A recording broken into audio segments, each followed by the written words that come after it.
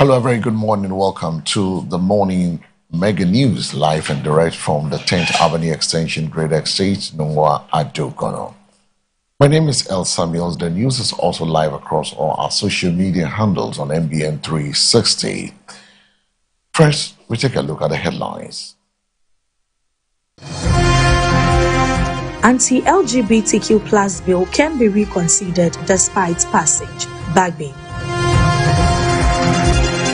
In business, over $8 billion bankable agreement signed in 90 days, 24-hour economy authority. And on the international front, Trump says he has cancelled strikes against Iran after threatening a very hard attack tonight.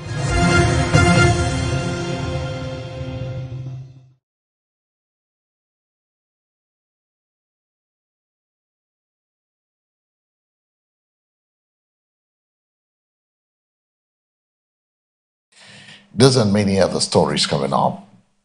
The Speaker of Parliament, Agbasumana Kingsford Baldwin, says Parliament can revisit the Human Sexual Rights and Family Value Bill 2025, popularly known as the Anti-LGBTQ plus bill, even after its passage. According to him, the House has the option of moving a motion to rescind its earlier decision on the bill. His comments follow the passage of the Human Sexual Rights and Family Values Bill 2025, after which he appealed for its reconsideration. Speaking during the courtesy call by the Supreme Court 150th Anniversary Planning Committee on Thursday, June 11, Alban Bagbin dismissed claims that Parliament is in a stalemate over the bill.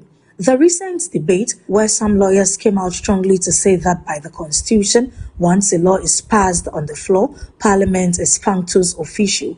It's not the law, because we have what we call a passage process before you send it to the President for assent. I'm sure my recent comments about the bill that was passed recently as reference of fairness. But I still hold my view. The recent debate where some lawyers came out strongly to say that by the Constitution, once a law is passed on the floor, Parliament is functus officio. It's not the law. And because we have what we call post-passage process before you send it to the President for assent. And that is why in the Constitution, there is no time limit given to Parliament after passage to submit to the President for assent. And on many occasions, we usually identify some inconsistencies or some errors, and then we go back to the House where they refer to as second reconsideration stage. You use the process called rescission, a motion of rescission to rescind the decision of having read the bill the third time, and then use that to do it. In fact, we are very soon going to use it in connection with the Ghana Investment Promotion Authority Bill, which was passed in March. And so we have that process of self-regulation or self-correction. So it's really not the law that once the Speaker presiding says the bill is read the third time and passed, Parliament is functus officio.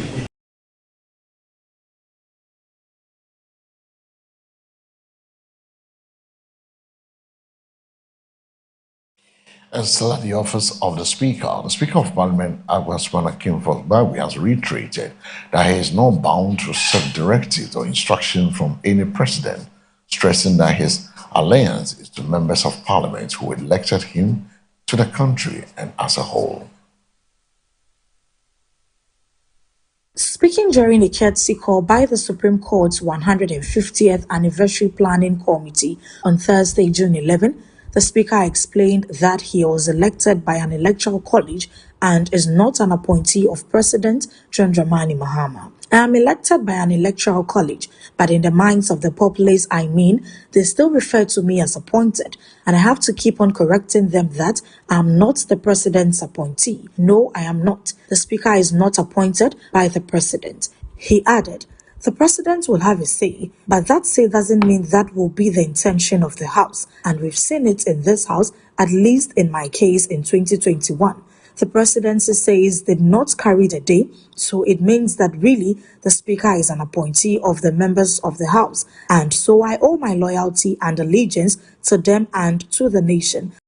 I am elected by an electoral college, you see, but in the minds of the populace, I mean, they still refer to me as appointed, and I have to keep on correcting them that I'm not the president's appointee.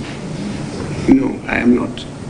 The Speaker is not appointed by the president. The president will have a say, but that say doesn't mean that that will be the decision of the House. And we've seen it in this House, at least in my case in 2021. The president's say did not carry the day. So it means that really the Speaker is an appointee of the members, as the House. And so I owe my loyalty and allegiance to them and to the nation. I don't have to listen to what His Excellencies and the rest will do. They don't dominate. Yes, I can listen to them because it's part of the conversation. But I am not bound by what they say. And I think that I have tried in that respect. It's not easy, but I've raised the tone, and I'm still doing so now.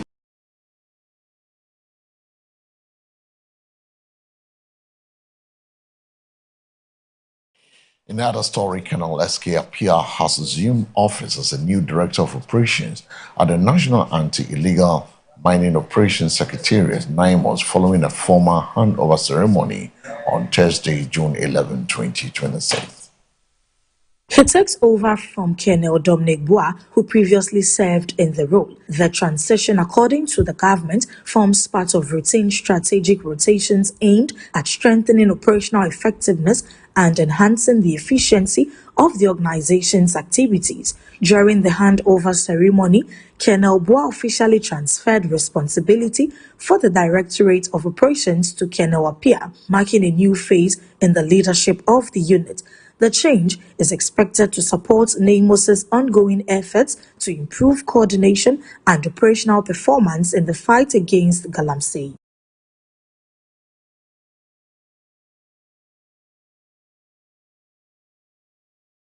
Away from NIMOS Secretariat, we move straight to the business desk, where the 24-hour economy authority says it has signed a bankable agreement worth over $8 billion within the past 90 days, marking the official described as stronger investor confidence in the government's 24-hour economic agenda. Chief Exports Development Officer at the Ghana 24-Hour Economy Authority, Gabriel Opoku Asari, made the disclosure during a roundtable discussion on the theme Unlocking Africa's Single Market: How Can Ghanaian Businesses Win Under AfCFTA. He said the agreements reflect the government's strategy of positioning private sector investment as the main driver of the 24-hour economy program rather than relying heavily on public funding. According to him, the approach is intended to ease pressure on public finances while accelerating industrial expansion and development along key economic corridors. We are enabling private capital in the development of all the projects we are talking about and the economic corridors we are building. Once private capital comes in, our work is coordination and enabling investment, so it is not sitting on sovereign debt. That is very important to ensure permanence in the long term, he said. Mr. Opoku Asari added that the authority's role is shifting from direct government funding of projects to facilitating and coordinating private investment to ensure sustainability. He emphasized that the over $8 billion in signed agreements within a short period signals growing investor interest in the program's direction. I've spoken about in the last 90 days all the bankable agreements that we've signed already, which is like over $8 billion, he said.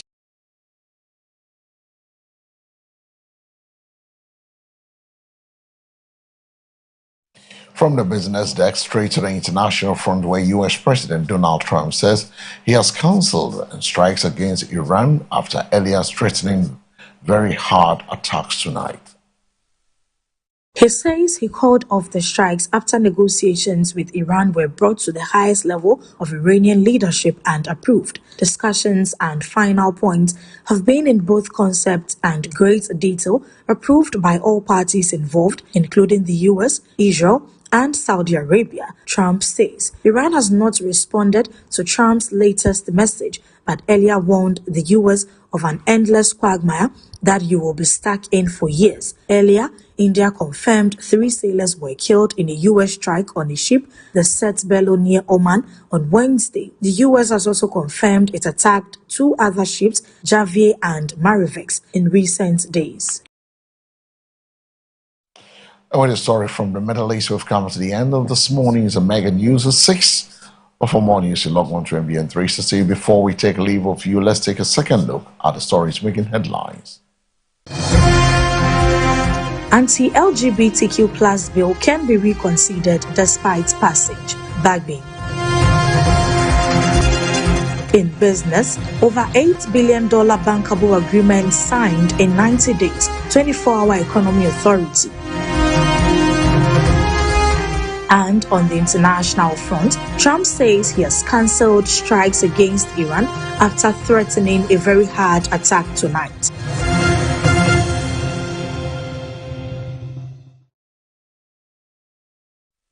The news came to you live from our 10th Avenue Extension, Greater Estate, Nungwa Adogono, where we station. And this is MBN TV, your mega broadcasting network offshoot of Afudai Multimedia. The news was also live across all our social media handles on MBN 360. For more news, log on to MBN 360. My name is El Samuels. Coming up is a sports update. Good morning.